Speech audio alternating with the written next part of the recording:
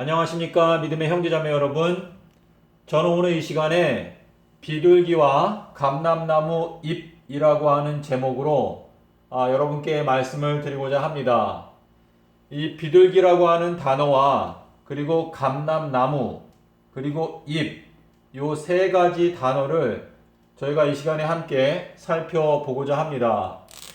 저희들이 마태복음 3장 16절에 보시면 예수님께서 침례를 받고 물에서 올라오셨을 때 비둘기 모양의 성령이 예수님 위에 임재하였다 라고 기록하고 있습니다. 그래서 예수님의 그 위에는 비둘기 모양의 성령이 임재를 하였고, 예수님께서 십자가에서 죽으시고 하늘로 승천하실 때까지 이 비둘기 모양의 성령이 그 모든 과정을 인도하였다라고 저희가 말할 수 있겠습니다.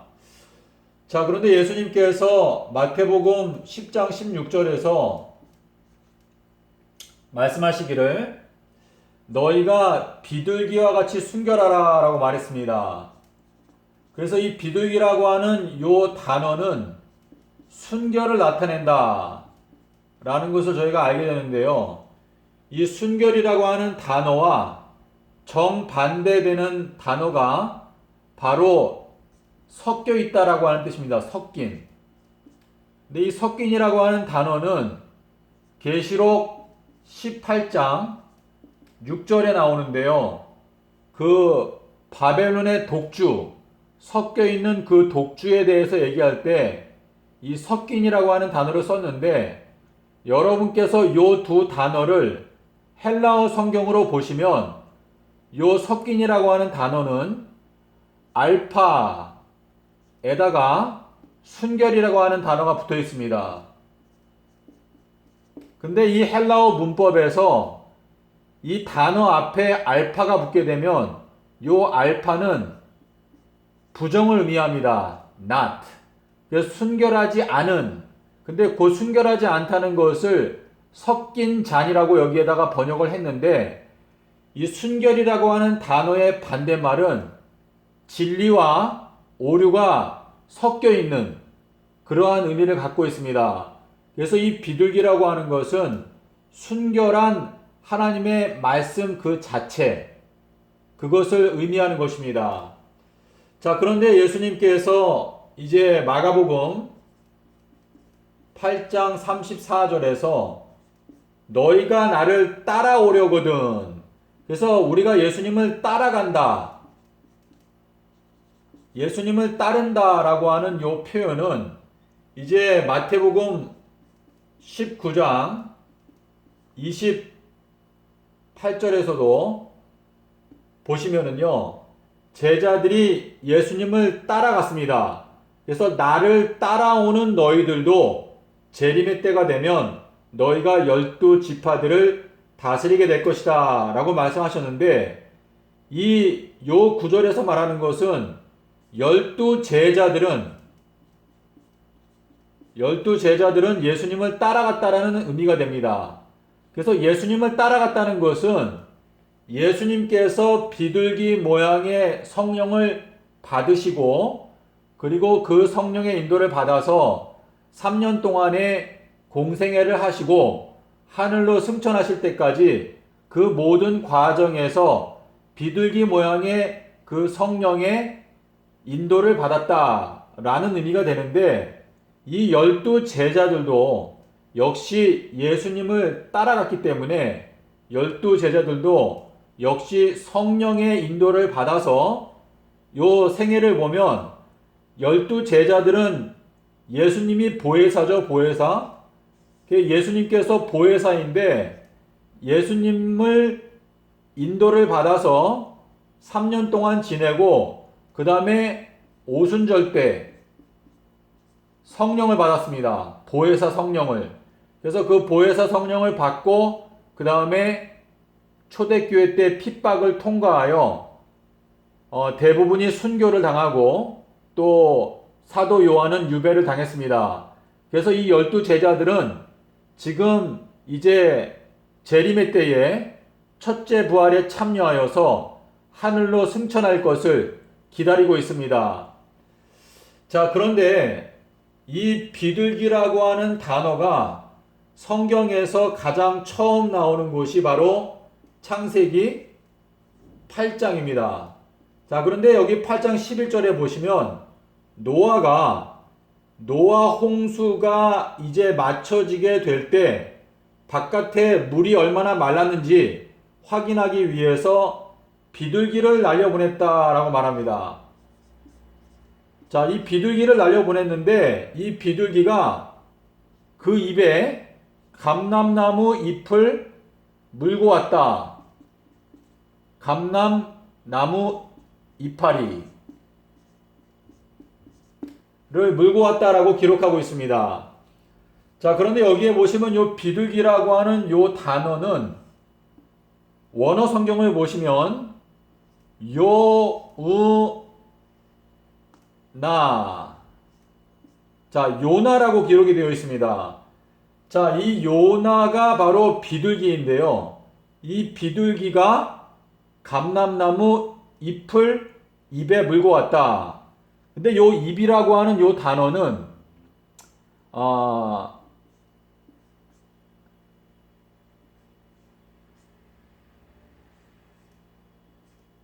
요렇게 기록하는데요. 요게 이 올라라고 하는 요 단어가 요 이팔이라고 하는 단어인데 요 단어를 여러분께서 히브리어 성경에서 보시면 첫 번째는 잎이라고 하는 뜻이 있고 두 번째는 번제,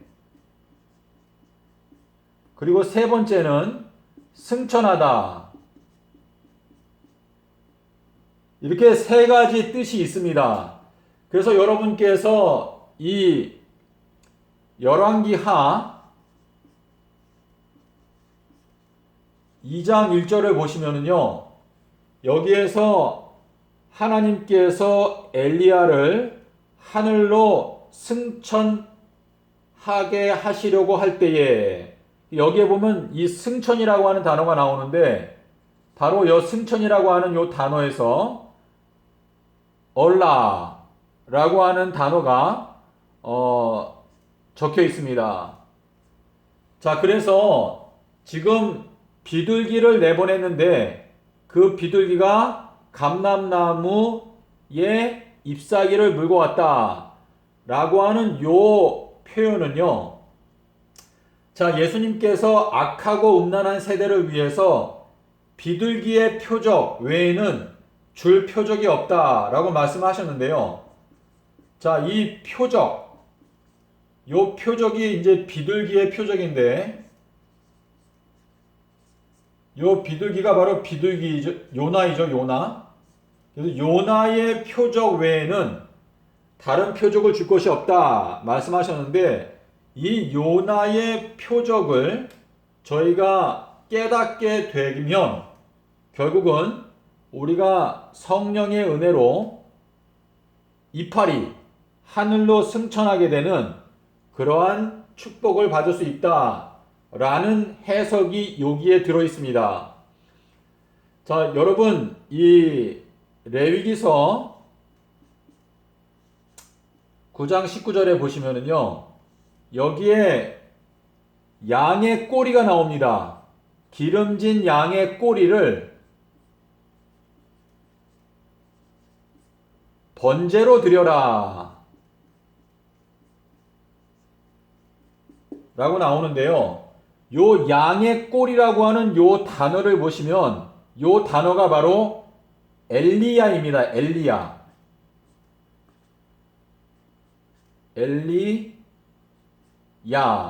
자, 이 엘리야는 우리가 아는 그 하늘로 승천했던 선지자죠. 여기 열왕기하 2장 1절에 나오는 그 엘리야인데 이 엘리야라고 하는 이 단어의 뜻이 바로 꼬리라고 하는 뜻입니다. 꼬리. 자, 그런데 이 꼬리를 번제로 드리라 라고 말했는데 요 번제라고 하는 단어가 바로 올라, 이팔이라고 하는 뜻이 있고 번제 또 승천이라고 하는 뜻이 있습니다. 그래서 지금 여기 양의 꼬리를 번제로 드려라 라고 하는 요 말씀이 엘리야는 하늘로 번제와 같이 승천되어서 올라가게 될 것이 요 말씀에 예언이 되어 있는 것입니다. 자, 우리 성경에 보면은 꼬리가 있는데요. 양의 꼬리가 있고 또 그 반대로 뱀의 꼬리가 있습니다. 뱀의 꼬리. 요 뱀의 꼬리는 여러분께서 계시록 12장에 보시면은 용이, 그 용은 옛뱀 또는 마귀라고 하는데 그 용이 그 꼬리를 이용해서 하늘에 있는 별 3분의 1을 끌어다가 땅에 던진다 라고 하는 내용이 제가 정확한 절수가 생각이 안 나는데 계시록 12장 전반부에 제가 알기로 한 4절부터 6절, 5절 사이에 여기에 나옵니다. 자, 그런데 이 뱀의 꼬리가 하늘에 있는 별 3분의 1을 땅에 끌어다가 던진다 라고 하는 이 표현은 이제 계시록 9장 15절에 보시면 이 땅 3분의 1을 하루에 죽이는 이야기가 여기에 나옵니다. 그래서 요 내용과 요 내용이 짝이 되는 내용인데요. 요 내용에 대해서 하나님께서 이사야서에서 9장 14, 15절에 보시면 내가 하루에 머리와 꼬리와 골프를 제하여 버리겠다라고 말씀을 하셨는데 거기에서 꼬리에 대해서 하나님께서 설명하시기를 꼬리는 거짓말을 가르치는 선지자다 라고 기록하고 있습니다. 그래서 거짓말 가르치는 선지자.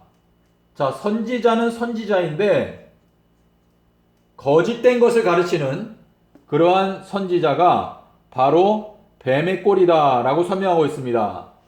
자, 그래서 우리가 이 성경에서 꼬리라고 하는 요 단어 자체가 원래 엘리야, 그 선지자를 의미하는데 레위기서에서는 양의 꼬리가 나오고 그리고 계시록 12장에서는 뱀의 꼬리가 나오는데 그 꼬리는 바로 거짓말을 하는 선지자인데 하나님께서 하루 사이에 이 거짓말을 가르치는 선지자를 멸망시키겠다 라고 하는 말씀을 하셨는데 이 거짓말을 하는 요 선지자 때문에 이 땅에 3분의 1, 하늘에 있는 별 3분의 1이 땅에 던져지게 되는 비극이 일어나게 된다 라는 것을 말씀을 하셨습니다. 그래서 계시록 9장 15절에 보면 이 땅 3분의 1이 하루에 멸망을 당하게 될 것이다 라는 말씀이 있습니다. 자, 그래서 저희가 제가 어느 정도 말씀을 드렸는데요. 지금 저희가 이 말세에 이 악하고 음란한 세대 중에서 순결한 주님의 신부가 되는 방법은 바로 이 비둘기의 표적, 요나의 표적인데요. 이 요나의 표적을 여러분께서 마음으로 온 마음을 다해서 연구하시고 깨달아 아셔야 합니다. 마태복음 12장 40절에서 예수님께서 말씀하시기를 인자가 땅 속에서 삼낮 삼밤을 지내리라. 자, 지금 이 글자 수로 해도 하나, 둘, 셋, 넷, 다섯, 여섯, 일곱, 여덟 글자인데요. 제가 지난 7년 동안에 요 한마디 인자가 땅속에서 삼낮 삼밤을 지내리라 이 말씀을 지난 7년 동안에 외쳐오고 있는데 제가 원래 속해 있었던 안식일 교단의 지도자들, 평신도들 어느 누구도 이 말씀에 대해서 정말 깨닫고 아는 사람을 찾아보기가 쉽지가 않습니다. 이 말세에 안식일 교단뿐만 아니라 현 기독교회가 망하게 되는 것은 바로 이 순결의 표, 요나의 표적을 가볍게 생각하고 무시하기 때문에 결국은 승천하지 못하고 망하게 되는 것입니다. 그래서 이 거짓말을 하는 선지자, 안식일 교단에는 엘렌 G 화인 여사라고 하는 선지자가 있습니다. 그 화인 여사가 예수님께서 금요일에 돌아가셨다라고 그녀의 책에 적어 놓았는데 그 말은 거짓된 말입니다. 자, 저는 엘렌 G 화인 여사가 하늘에 못 간다, 하늘에 간다, 이러한 것을 제가 결정하는 것이 아니고 그것은 하나님께서 판단하실 일인데, 엘렌 G 화인 여사가 예수님께서 서기 31년도 금요일에 돌아가셨다라고 기록한 내용은 거짓된 가르침입니다. 자, 서기 31년도에 금요일에 예수님이 돌아가셨다 라고 하는 이 가르침은요, 자, 우리 다니엘서에 보면은 말세에는 지식이 증가한다 라고 말했는데, 이 서기 31년도에는 금요일 십자가 사건이 발생할 수가 없는, 그 금요일 십자가 사건 자체가 불가능한 연도가 바로 이 서기 31년입니다. 왜냐하면 이 서기 31년도에는 여러분께서 달력을 보시면 6월절이 월요일입니다. 월요일. 자, 우리 시편에 보면은 궁창에 진실된 증인, 달에 대해서 나옵니다. 하늘에 하나님께서 달을 두셨는데 그 달은 진실된 증인이다. 다시 말해서 그 변함이 항상 일정하고 변함이 없다 라고 하는 의미인데, 하늘의 그 천문대의 그 데이터를 보시면 이 서기 31년도에는 6월절이 월요일입니다. 그런데 어떻게 예수님이 금요일날 돌아가셨다라고 하는 이 거짓된 주장을 지금 안식일 교단에서 하고 있는 것입니다. 그래서 저희가, 자, 화인 여사가 실수를 했습니다. 화인 여사는 이 서기 31년도 금요일 십자가설 이 내용을요, 계시를 받은 것이 아니고 이 해석은 1844년도 10월 22일로 재림의 날짜를 옮길 때 생겨난 예언 해석입니다. 자, 그러므로 화인 여사는 계시를 받고 이 내용을 쓴 게 아니고, 화인 여사가 17살 때 1844년에 그 당시에 널리 퍼져 있었던 그 당시의 예언 해석을 시대의 소망, 또 각 시대의 대쟁투에 옮겨 놓은 것입니다. 요 내용은 거짓된 가르침입니다. 그래서 이 거짓된 가르침으로 말미암아 안식일 교단은 망하게 될 위기에 와 있습니다. 자, 그러므로 이 말세에 비둘기와 같이 순결한 성령을 받아서 저희가 비둘기의 표적을 연구하게 되면 인자가 땅속에서 삼낮 삼밤을 지냈다 라고 하는 이 말씀에서 예수님께서 수요일에 십자가에서 죽으시고 일요일에 부활하셨다는 것을 어느 누구나 이 순결한 마음을 갖고 살피게 되면 깨달을 수 있습니다. 제가 삼육대학교에 있는 신학과 교수님들과 또 한국연합회에 있는 그 안식일 교단의 지도부에 가서 제가 목사님들께 이 말을 지난 7년 동안 호소를 해왔습니다. 하지만 그 목사님들 중에서 단 한 명도 이 내용을 우리가 연구하고 살펴보자 라고 하는 말씀을 하시는 분이 없습니다. 자, 우리가 이 말세에 인물이 부족하다라고 말했는데요, 하나님께서 바라시는 인물은 나침반이 남북을 가르치는 것처럼 양심이 그 의무에 충실한 사람이라고 하셨습니다. 아무리 교단에서 가르치는 것이 많은 사람이 그것을 믿는다 하더라도 예수님의 말씀 앞에서 그 말씀이 진리가 아니면 우리가 진리를 위해서, 예수님의 영광을 위해서 진리를 높이 세워야 합니다. 자, 그러므로 여러분께서 어느 교파에 있든지 상관없이 이 말세에 비둘기와 같은 순결한 영을 받아서 저희가 요나의 표적, 비둘기의 표적을 연구하게 되면 감람나무 잎을 비둘기가 물고 온 것처럼 여러분께서는 하늘로 승천하게 되는 그러한 축복을 기대하실 수 있게 될 것입니다. 감사합니다.